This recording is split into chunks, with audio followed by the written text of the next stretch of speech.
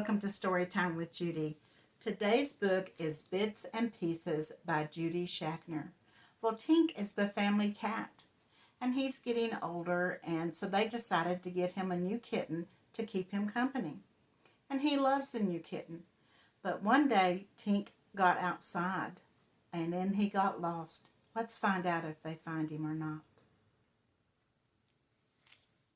For a cat, Tink was an odd duck. Perhaps it was because he had been raised by a granny man, or maybe it was because his brain was the size of a frozen pea. No matter, his family loved their boy to bits. One time, when he and his sisters were quite young, they peeked into each one of his little brown ears. And do you know what they saw? They saw each other. And this explained a lot, such as their cat's eating habits. And the list says pool handles, flip-flops, packing peanuts, Chinese lanterns, shower curtain, dollhouse furniture, rubber bands, good plants, bad plants, more rubber bands, tiny beads, baubles, a blue bunny brooch, and a slinky. Boy, that cat eats some strange stuff, doesn't he? After months of sneaking these kinds of snacks, Tink teetered into the kitchen and tipped over, and no amount of coaxing could put their boy back on his paws.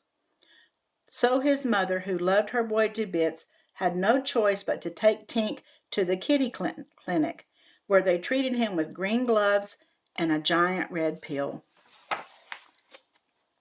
When Tink came home, he had forgotten all about being sick, but he never forgot the excitement of being outdoors. Still, Tink enjoyed his life as an indoor cat because he did everything with his family. He read with them, he bathed with them, he worked with them, and played with them.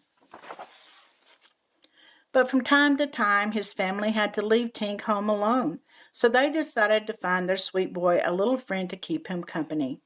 After a few awkward moments and a tussle, Big and Little settled in for a long, cozy nap, and from that moment on, the two cats loved each other to bits and pieces. Just as he had learned to be a good cat from his granny man, Tink decided to be a mother-brother to his kitten. Among his many lessons were weaving and warming and how to help with the laundry. Though his experience was limited, Tink's best lessons were all about the great outdoors. And over the years, he tried to get more experience. Get back here, Sneaky Pete. Oh, no, you don't, Monkey Pants. Gotcha, Butterball. But it was a battle. Tink would always lose. And on his way to becoming a very old cat, Tink would lose many more things, most of his hearing, a few pounds, and all of his common sense. So that's why on his 20th birthday, Tink licked a stick of butter, then slipped unnoticed out the front door while his father brought in the newspaper.